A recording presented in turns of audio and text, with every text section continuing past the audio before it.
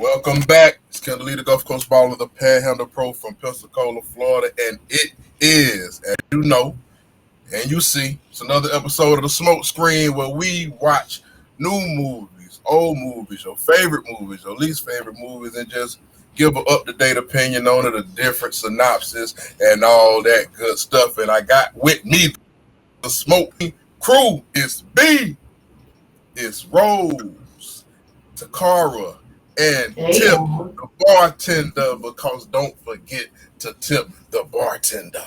How y'all doing? Good, how are you? Pretty good. I'm good. Hey, we got a good one right now. We got a classic.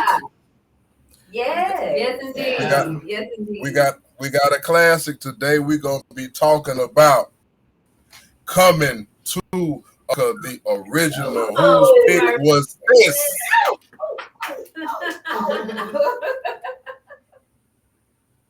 This is my pick. Yes. Yeah. Who's your pick? Yeah. And Tip, run us that drink again, because I know you got a drink specially inspired. Yes, it's a doozy. So this is Hunch Punch Moonshine. So anyway, we also got watermelon vodka. We have berry punch juice, as well as fresh fruit. So it's pretty tasty. It's called Juices and Berries. Juices and Berries. Or JAB, like a jab. Yeah, for short. Okay. Yeah, well. Oh man. So yeah, we can just, there's no tiptoeing around this, and we can jump straight into it. Had to get me another lighter, man. I'm on this Sunset Sherbet. Oh, okay. Oh yeah. Yeah, shout out to Bouquet. Some berry. It's always fruity on that side. I like it fruity. I like fruity. Me myself. All right, let's see. Coming to America. I think Coming to America came out in 1986. Do anybody remember what they were doing when Coming to America came out? 88? 88. Yeah, Eddie Murphy did too much in the 80s. 88. What were you doing when Coming to America came out?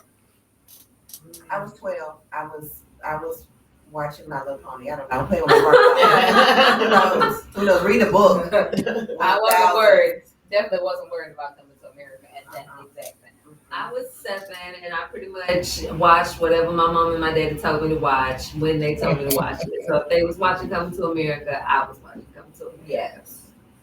I think I was around 6 or 7, and I wanted to say my mom and dad went to the movies and saw it. You know, I remember them going, I think.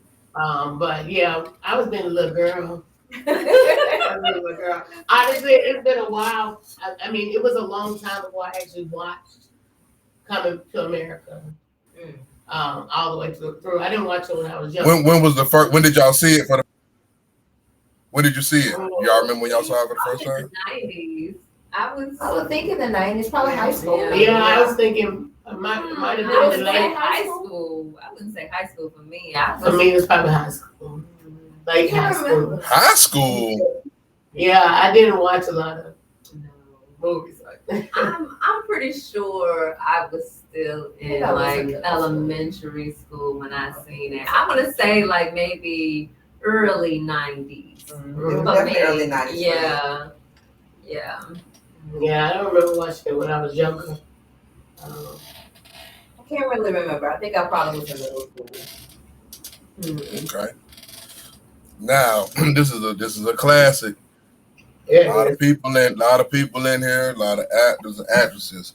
What did we like about Coming to America? And we're gonna talk about it from today. What do you like about Coming to America? That movie still holds up. It still holds up. Even today, I'll watch it from beginning to end. If I catch it on TV, I'm finna stop. And I have to finish watching it from the clothes to the dance, the choreography, to just the comedic moments. It is great. It's timeless. I love the amount of black people in the movie. Like it's wonderful when we get in a movie and it's forever. Like it's a classic and it's just full of us. Yes. Black royalty. Yeah, literally. Still. Literally. Yeah. That's why I love it so much. That's one of my favorite parts. Aspects of the movie. Yeah. Very much so. And even the servants were royalty. Yeah. Yes. Even they were decked They were out regal. beautifully. Yeah. Oh my goodness. Yeah, I love it. I was thinking about them two kids on the steps. I was like, man, they probably our age. Oh yeah. Little kid. Like, I always think about that when I watch older movies. I'd be like, man, this person probably grown, married with kids now, but they was like a baby on the step. All right, well, this might be easy to do. Is there anything we don't like about coming to America? That's not. Okay. So I always got one. I feel like he should have picked the twins. Like when they were interviewing, should have moved The rapper twins. The rappers. Peaches. My name is Peaches, and And I'm the Sugar best. Cube. All the DJs want to feel my breath. You should stop right there. Man, that was the end for me. I am a bit of a twin groupie. I just was like, you know what? That's winner chicken dinner. He needs to look no further. But I think Semi was with whatever, man. It was just He was definitely bored. it was the Prince. It was on the Prince, man. Semi was with it. Yes. Simon didn't even have to come to America. No, he wanted to. He was already out.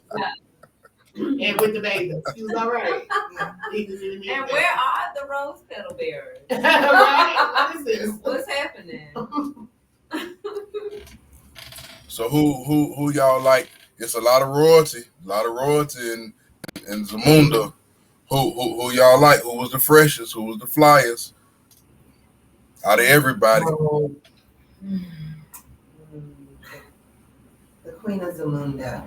Especially when they came to America and they had on their for real royal regalia. And she stepped out of the limousine and it was the furs and it was just gorgeous. Yes. You know, the king, that's a popular Halloween costume. Oh, yes. I can imagine. I mean, with the big old Lions, lions. Looking like Mufasa. Yes, the queen, definitely. If I were going that direction, like me right now as an adult person, absolutely the queen. But when I first got hold of this movie, when I was a young girl of the elementary school age, so I guess I was a little bit more ratchet than everybody else in the world.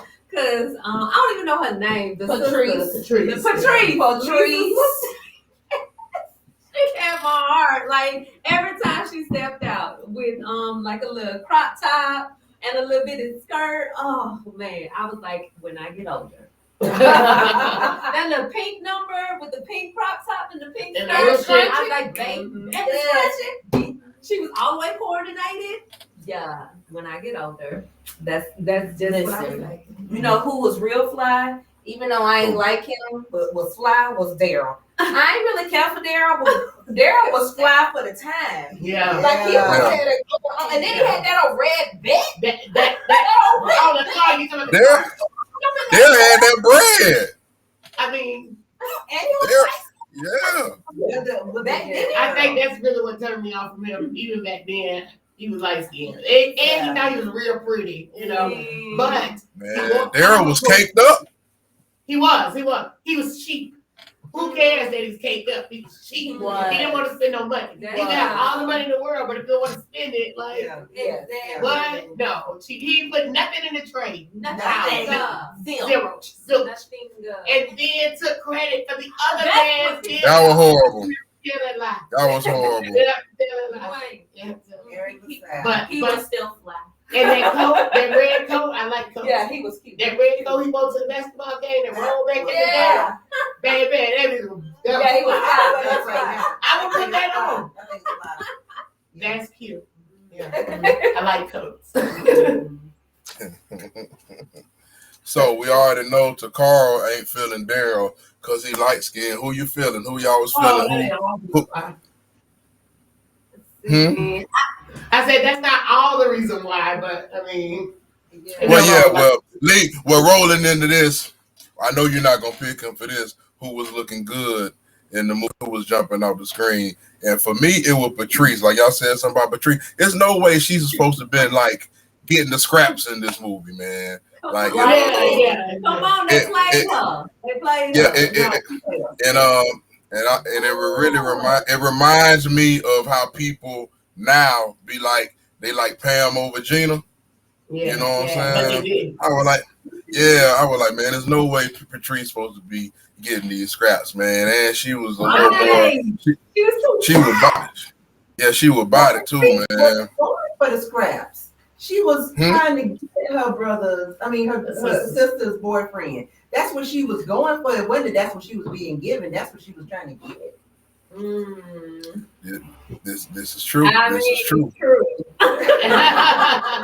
They said she was fly though. Yeah, she was fly to be going after her sister's boyfriend. She could have easily played Lisa though. I feel like Lisa could have. I don't know if Lisa could have played Patrice, but she could have been a Lisa to me. She had leading lady potential. I just feel like back then in those times, especially in the 80s, they played more to light skin. Yeah. And see, me growing up in a light skin household, that was every day. Like I didn't need to see light skin all the time because I saw it every day of my freaking life. So seeing dark skinned beauty like that, I was just impressed. I was like, come on, Patrice, star the moment, let's do it. With them little bitty skirts, girl, let's go. Where you going to?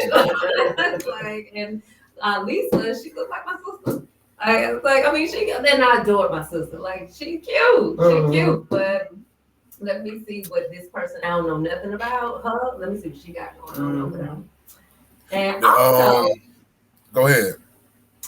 I was surprised, me as a kid, I didn't find Eddie Murphy attractive ever until like Coming to America. Like I was like, is they trying to make him look cute? And then I was like, maybe he just is cute a little bit. Beautiful chocolate man. Yeah. Brown skin and big smile and ready to grin. Hold on. You saying you didn't find Eddie Murphy attractive until Coming to America? Yes, I mean, because again, was you really supposed to be finding him attractive? What you was like 4? Exactly. I didn't get him until the 90s when I was like a preteen, So I feel like it was like this whole different chocolate world because light skin was my thing, and I just didn't know anything about it, Eddie Murphy, and I seen Raw. I ain't gonna lie, I saw Raw probably like 12 or 13. Mm-hmm. So I had seen Raw, but I didn't think he was. I'm finna say my auntie your aunties them Raw and Delirious, man. He's leather suits, no shirt. They say Eddie was that thing now. Right. But so then they get to Coming to America, and let's be honest, they played him young. Like they played him like he was early 20s, 21, shit like coming into his, whatever man. So on his royal oath. Yeah, so they made him look like a young man, and he was great. He did. Yeah. He looked nice. Good in that movie. I'll be honest with you. I've never been like, oh, Eddie Murphy sexy. No, I've never been that way either. I just thought but I think he's a comedic genius. So yes.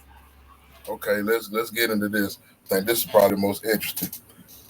When you watched it just recently, any new discoveries about the movie? Because I had a few.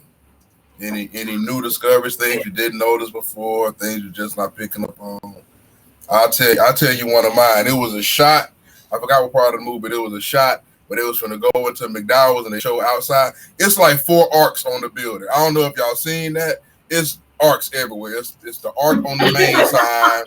It's an arc on the front of the building. It's an arc Yeah, on the top yes, of the yes, building, and it's an arc on the other side. I said, golly, it's 4 arcs on the building.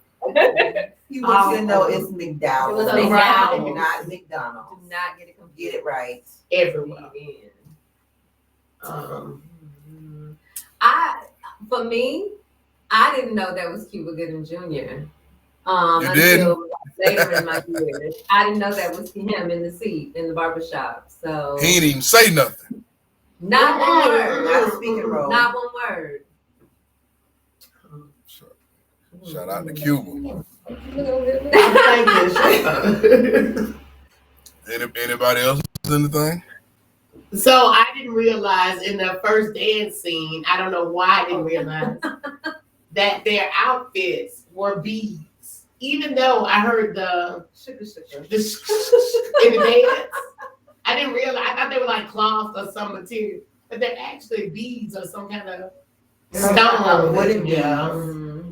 Oh, I remember. That's beautiful, but I didn't realize. That's real interesting because I actually was watching the dance scene real hard trying to find something. Then I was like, that ain't really how I'm supposed to go. Something's supposed to jump out at you. And then I completely missed that.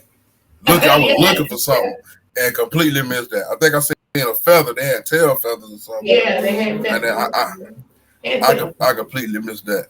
There I'll was tell you one something thing else. that I did see, Oh, go ahead. What's that? that I didn't even know about till I watched it today. Was that there was Mortimer and Randolph from Trading Places. Yeah, Mortimer, we're back. No idea. My idea. mom had pointed out to me. Yeah. Because I don't think I ever really paid attention to that part. That kind of like dragged for me. That was a slow part for me as a kid. Mm-hmm. I was like, that's not anything I need to worry about.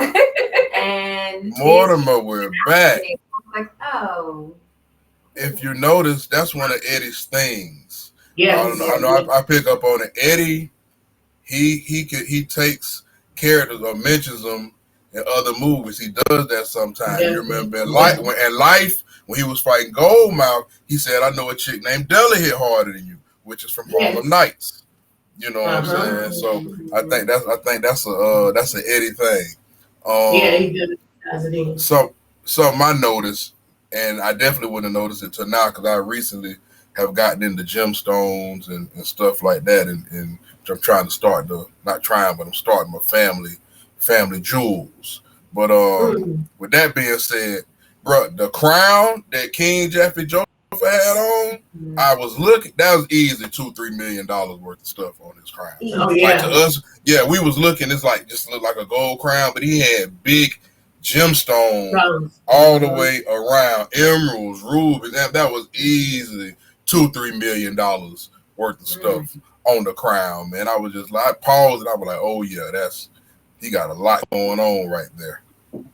Those earrings that he bought for Lisa in the beginning, those were worth $500,000. Just you just met her. You just saw her for 5 minutes and you talked to her and I love you. $500,000. Yeah. For me. Yep. So He put that was pocket collection. change. Exactly. That was pocket change for them. Yeah. That's awesome. I'll tell you something else. When they said Daryl was the Prince of Soul Glow, and I don't know if that was supposed to trigger this. I thought, and I didn't think about this to the day. He's the American version of a king. Yeah. Yes. Yeah. See, that went over my head. The Prince of Soul Glow. They got their own thing going on, and like, see, I completely missed that correlation. Okay, you're like, right. I didn't get that till today. It's an arranged marriage, but in a different way. Right. I didn't get that till today. Cause the pops, he was trying to marry his daughter off. Yep. To the highest basically to the highest bidder. Yeah. I did not correlate that until I was like, oh, that's to say they're doing the same thing. Yeah. I said that. We said that too. I think. Yeah. Yeah, that was very, very interesting. One thing I will say about this movie is that it was shocking. I forgot that like 10 minutes in, you got titties out. Yeah. 5 minutes in. 5 minutes. 5. I was ready. Yeah, it was like, And just some bathing. And more than one pair. yeah. And I was like, oh, all right. Yeah. They kept that real. When the king was like, yeah, man, the roses, I want to brush my own teeth. I want to do this. The baths, bro. I actually enjoy the baths. So let me not go too far. I enjoy the King Jeffrey Joker said, I'm assuming you're having sex with the bathers. I do. It's like, oh. Well, He gets them all. And he was so excited. he had a grin on his face. Yeah. That was the biggest smile of the movie. He was like, yeah. Bathers. Yeah. All right, who was y'all favorite character in the movie? Patrice for me. She's always had a place in my heart. She's my favorite character. I think probably Simi. Sammy. I like Simi. Like he be trying to keep it real, but he also be trying to like be See what he comfortable. can get. Yeah, see what he can get. See what how he can do this thing. Live that life. Yeah, he want to live a life. Like why are we pretending? Yeah. What is this? This is what we from. Yeah, this is us. Like we don't have to have this. Yeah. Yeah, I like Simi. I'm gonna say the elephants that roam the grounds. Like they were my favorites. Listen. And also, Yeah. he likes to bring people back. When that baby elephant, he was in Coming to America too. I know he was. I remember it. Yeah. So you know, Barbar. limited to human Barbar, characters. Yeah. So Hello. yeah. Hello, Barbar. That's one of my favorite lines in the movie. And he was big and grown in the second one. So yeah.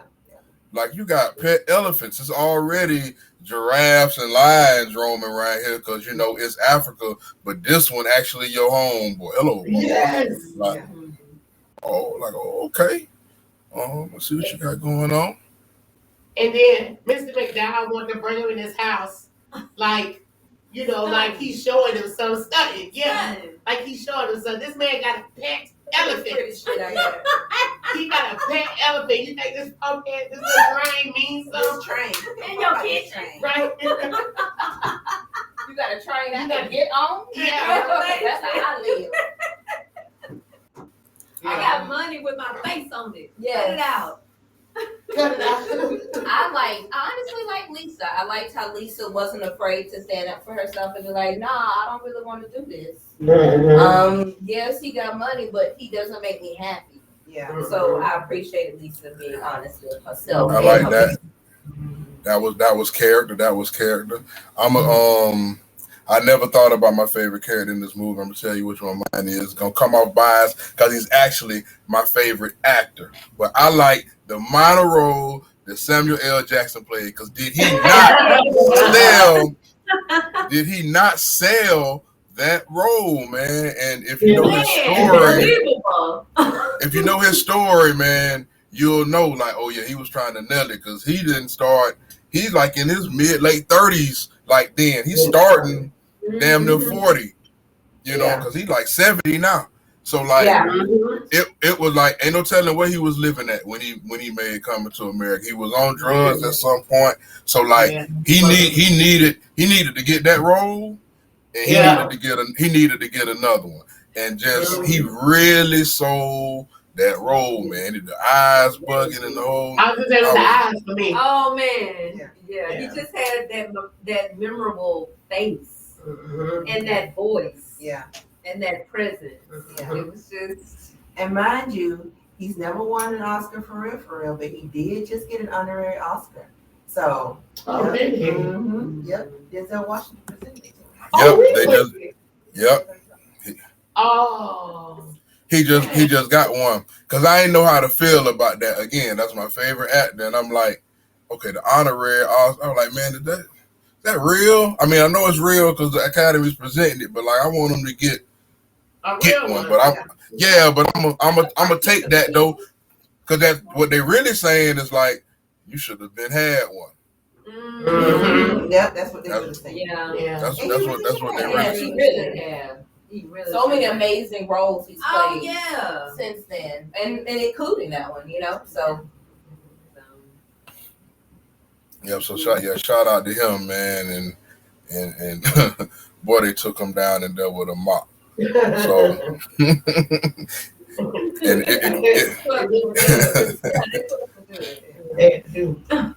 and so what are we changing? What are we changing? We want to change anything about Coming to America? What would you change? Anybody? Nah, why mess with perfection? Yeah. I was really upset that they were gonna make another one, so I don't want anybody to touch the original. Yeah. And I mean, even though we're not talking about the second one, I appreciate the way it was made. Yeah. It wasn't like trying to be this. Yeah. Like, Yeah. it's a different story. Same thing, you know. Yeah. I think obviously it's hard to live up to the first of anything great. Right. But I think if people actually, I mean, I seen what it was from the jump. It was a family movie, so it was bigger than us. Like the way they made it, it was real. Like Disney, that's set up. I look at everything in a grand scheme. It's set up for the long haul. There's no way you try to make a movie to top or compete with the first one. It's impossible. So they really just had to, create something like a new baby, and it's really family. It's Disney-ish. You know what I'm saying? And it comes off like that. So I think they achieved what they was trying to do. And they made a lot of money off of it too. I think it was a way to kind of bring the generation together, the parents and the kids, and kind of introduce them to that. Yeah. Without throwing them right into the pot. Yeah. I like that. Who was your favorite barber? Ooh. The main barber, Eddie Murphy's character. He's my favorite barber out of all of them. Like, wasn't he the only one cutting heads? Like everybody else was talking shit. And then he wasn't even cutting nobody's hair. He was just clipping around their hair. talking shit the whole way through, which was why I liked him, because I like to talk shit as well. So talking shit the whole way. All he did was snip off Eddie Murphy. That's the only. That's the only thing he did, and then he patted it a little bit. So you good to go? That's it. Man, I think we know Eddie does a lot of the roles and plays the different characters, and that's obvious. But people sleep on the characters Arsenio played too. Yeah. The co-signing barber that he played is hilarious. And man, the pastor was tripping. Is that Arsenio? Yeah. We talked about this. Not in there. We talked about that today. Yeah. Everybody on this. Pastor Was somebody. Because I was like, Randy Watson. Yes. It's a, Yeah. He was my one of They were my I favorites. just don't watch. Yeah, that's probably why. They were both simultaneously on the stage And in the audience. Yes. Yep. 2 times. And Yeah. man, That was- I'll tell you something else funny about that scene that I ain't never just really paid attention to, because I'm looking for other stuff to find. When Randy Watson was performing, the audience wasn't feeling it. If you go back and look at each individual face They was in tired. the audience, and you can tell that the directors basically told them, "Hey, I need you all to have like a disgusted look or something." So it's like 40 people's individual, like trying to sell this disgust look at the same time, and that jump's so funny, man. And then I'm also looking to see if I recognize anybody, because that's how people, man. This 88 man could be somebody that's famous now, but started out as an extra, just how Cuba Gooding did in there. But man, go back and look in there, man. Them people was not feeling what was going on, man, at all, man. No respect for Randy Watson, man. And sexual chocolate. After when the next person came out, after they stopped talking about Randy Watson, they was clapping just as good. It wasn't like they was tired. They just was not fucking with Randy Watson. What he did to That's why I want to know the backstory of Randy Watson. in that community. We need a Randy Watson movie. Yeah. I'm behind the music. Randy Watson. Yeah. Where is he now? Where is he now? VH1 should do one. Yeah. Lifetime. Hey, that'll be funny. If Eddie dropped that, that'll be funny. Like behind the music, Randy Watson. I would watch that'll like be hilarious. Oh, yeah. I ain't like how Lisa ain't wanna act like she ain't wanna say the address when she went up there. Like, man, what you think going on? This the family business. He shouldn't even have to tell her that. We gotta promote. Exactly. No, it wasn't the time for that. Nah, we gotta have What? About the community. But she went up there to ask for donations. Yes. Not to direct the people to McDowell. Right. Well, if you got a platform, use it. Yeah. I'm sure we're sponsoring this in some kind of way. You gotta let people know to come to McDowell's, man. The Golden Arcs, we got the Big Mick, not the Big Mick. Because your damn show can't miss it.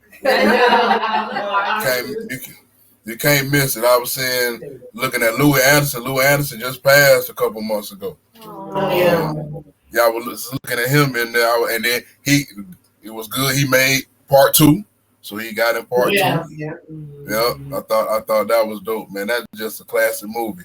So I think I know how this about to go, but you know we gonna do it anyway because it's what we do. We're gonna it's time to rate Coming to America on our scale of 1 to 5. What are we rating Coming to America? I'm gonna give it a 4.5. It's a classic. I watched it a million times. I watched it a million more. 4.5. I'm giving it a full-on 5 blunts of perfection because I can't find no faults with this movie. Every time I watch it, it makes me laugh. I end up seeing something I didn't see before. It gives me those good time feels, like sparks up nostalgia. It's just a good movie.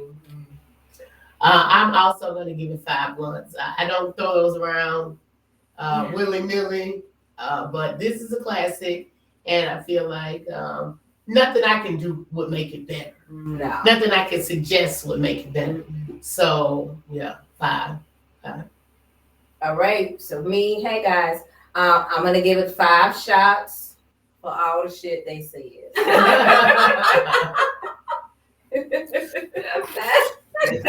Easy peasy. Yeah, I guess. Let me knock it out the way. Done and done. And that's very interesting because with B giving it 4.5, it's going to round out to 4.5 blunts. I thought this was going to be our first perfect 5, but That's